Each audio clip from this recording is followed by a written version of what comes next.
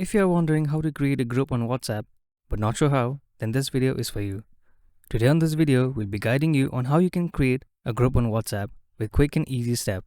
So make sure to watch the video till the end so you won't miss out. First, open WhatsApp on your phone. Now, under the chat section, you'll see plus icon at the top right corner. Tap on it. Now, you'll see multiple options here. Just tap on new group. Here, you'll find all the people from your contact list whom you can add on any chat and group. So simply search and select the person you want to add to the group. After you select the person, hit next. Now, you can rename the group to your desire and even set the settings for disappearing messages and group permissions according to your choice.